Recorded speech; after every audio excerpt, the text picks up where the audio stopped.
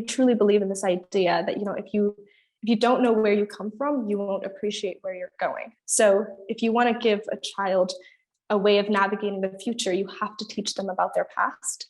And so for us, a way of doing that has been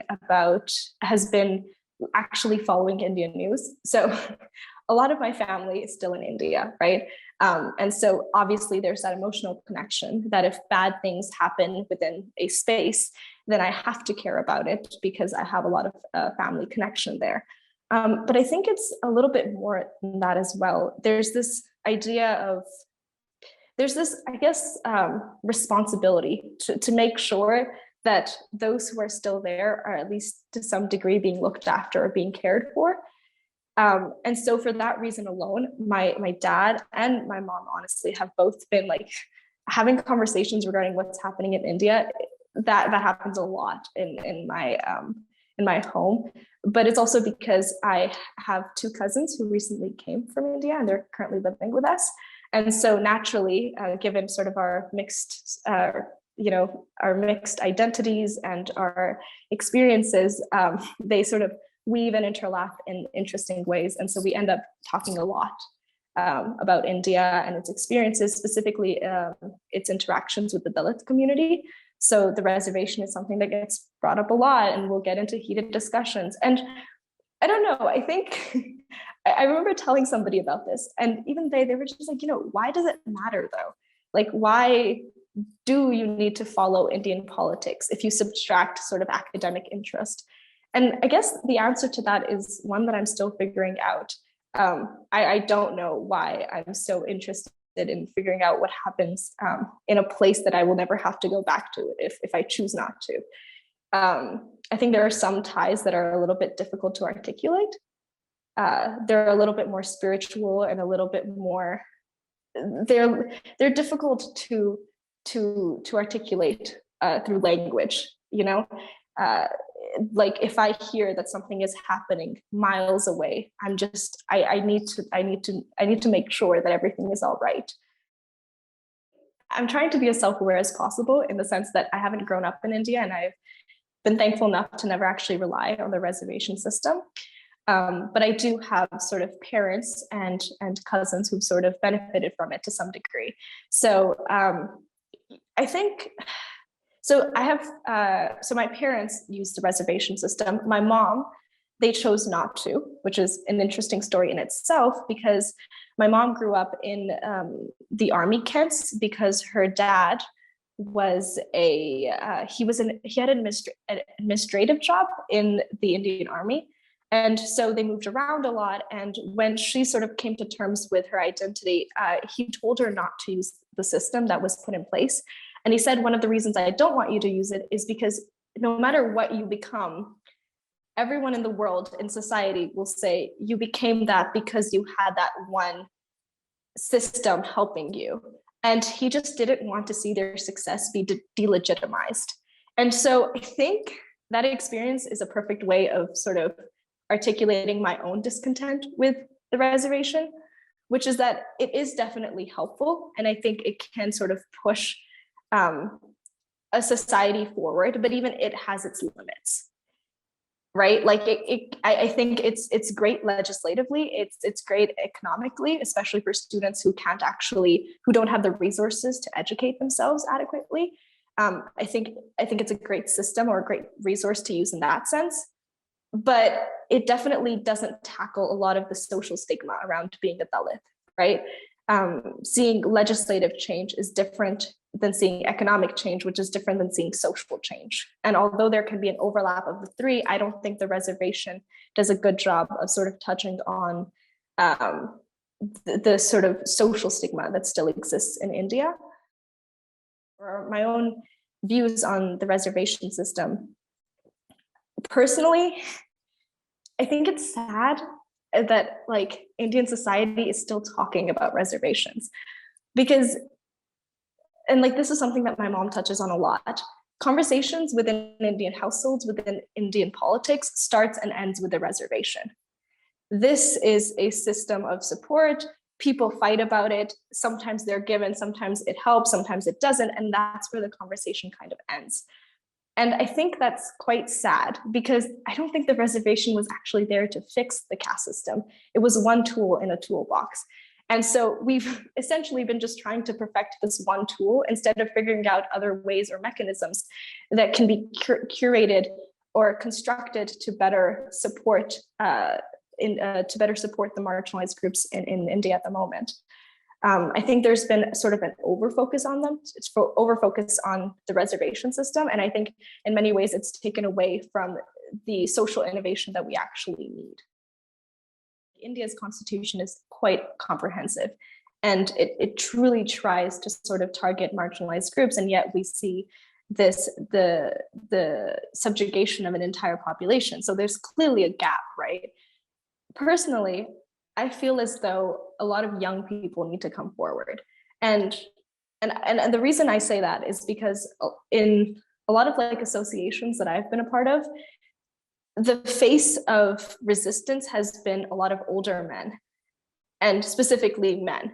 And I think if we're talking about sort of how to resist the caste system or how to undermine it, I think the conversation and the sort of movement needs to expand to include a lot of other identities, right? So that means not only a lot of youth in India, sort of creating spaces where they can actually have discussions and have conversations regarding the caste system and its effects on all members of that society, but also including individuals who have grown up here and yet are still intrinsically linked to that system of social stratification. I think conversations, which I know it sounds so cliche, but I truly think that they need to happen. And the reason for that is because I think we're still at a very early stage of resistance. It's hard to come up with very concrete tools at the moment because so many people are just not even willing to have those conversations. Like I said before, one of the reasons I sort of cited, we should have more spaces of discussion is because that's something that I've seen in my own experience lack quite a bit. Like I wish there were more spaces where I could sort of come in and then there were spaces to do more activism or at least initiate some level of activism. But my dad has been like very pushy with me, at least when I was younger. He was like, you need to get on stage, and if you disagree with something, you actually have to articulate it. And so I would say that I was quite involved. I guess I still am, but because of COVID, things have been a little shaky. But speaking at the Guru Ravidas Society, like at the community center, and when we have events or when we have scholars who come in at times, I like to speak up in those spaces. And so that's, I think, where a lot of the activism has been. For me personally, not only is it a learning experience for me, but I think it's always like funny to see people's reaction because a lot of the speakers who come before me are a lot older in age, and they tend to be, actually they're all men.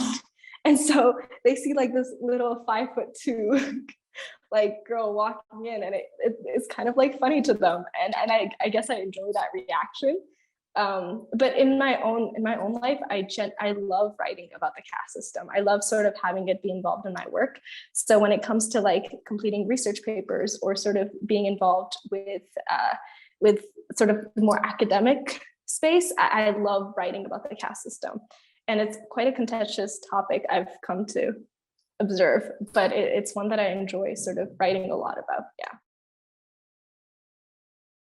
I think it was like a couple of years ago, I asked my mom. So we go to two gurdwaras, right? We go to the Guru Ravidas Society's gurdwara, and then we'll go to the mainstream Sikhism gurdwara. And so I was quite young, I think, when my sister and I we asked our mom, like, why are there two separate institutions? And I think that debate in itself, I think it really packages how caste has been even a factor in religious identity. You go and we pray within the boundaries of a place that has in some ways been sort of excluded from mainstream Sikhism, right?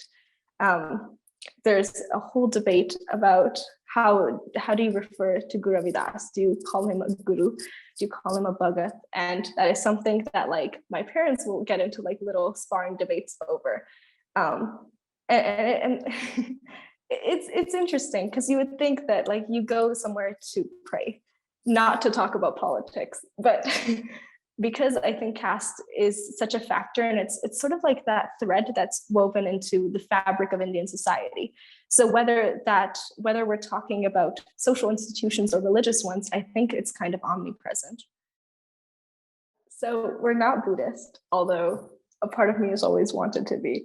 Um, a lot of that, one of the reasons, I guess, the affinity that my parents have with Buddhism, specifically my dad, obviously comes from Dr. B.R. Ambedkar's influence and sort of the massive transition that was experienced during his life, where a lot of SCs and a lot of Dalits chose to sort of, move from being Hindu to being Buddhist. A lot of it, I think. Okay, so I guess I'll start with the Buddhism aspect of it, although I guess all of it is a little interconnected. My dad is quite spiritual, and sometimes his discomfort with his affinity with spirituality and Buddhism has come from his discomfort with religion. It's hard to associate with religions when they've sort of actively tried to delegitimize who you are, or legitimize your existence, or undermine an aspect of your identity. And so I think that was sort of the reason why he was so pulled to spirituality and to Buddhism. And Vipasna is a sort of, it's about focusing on your breath, right? And it's something so trivial, some would say, but it's something that he found a lot of comfort in. And so when I'm the oldest, so when I was born, he had it in his mind a long time before that he wanted his first child to be named that. So that's sort of, I guess, their affinity with Buddhism. But in terms of Dr. B.R. Ambedkar, I don't know if there's a week that goes by that we don't bring him up. I think that's just like a part about. I remember like a lot of like, maybe I feel like a lot of immigrant children can relate to this, but if I ever like told my dad, like, I'm having trouble in school, he was like, you should remember someone like him. Like, he worked so hard. It's so silly to think about that somebody who is no longer with us, and somebody who existed a long time before we did, he continues to have such an impact and continues to, in some ways, be alive and breathing in homes like ours. Referencing his scholarly work, referencing the work that he did for the Dalit community, for people like us, I think it's a given. Like, it's something that comes up in debates. It's something that comes up in conversations. It's something that's come up a lot in my own work. I remember in grade 12, I had to write like this 4,000 word paper, and I chose to do it on the correlation between Hinduism and casteism. And and so his work was one that I looked at quite a lot. And yeah, so I guess he's I guess in many ways he's been as omnipresent as the notion of caste itself, which I guess tells you a lot about his work and the legacy that he's left behind. But I think personally, I've tried to push in certain discussions and spaces that we shouldn't just be remembering someone. It's also about sort of moving the mantle forward, right? This is someone who did a lot for a community, but it's sort of our responsibility to then decide how do we choose to move it forward. He's almost, I would say, sometimes given very honorary titles and very this sort of recognition, which is rightly deserved. But I think amidst trying to glorify someone, we forget that we actually need to continue to keep them alive. And we do that by continuing their work. Sometimes I fear that by simply like looking up to someone, we're not learning how to move their work forward, because glorifying someone and talking very highly of someone is very easy. Taking the work that they've done and moving it forward is a lot difficult. And I think a lot of people, specifically in our community, I think they hide behind the veil of his work instead of actually taking elements of the discussions and the discourse that he brought forward and moving it forward and moving it into the future and the present. Like I said before, I think when we started this interview, where you come from matters, right? You're an amalgamation of essentially all those who came before you. You can't subtract one element of that past and then choose to present it to your children. I think that's doing a disservice to them. You know, if life is sort of like a path that you're walking, then there's the rest of that portion that you need to acknowledge. You can't cut that road off halfway and then expect them to continuously keep walking. It's going to crumble at one moment or another.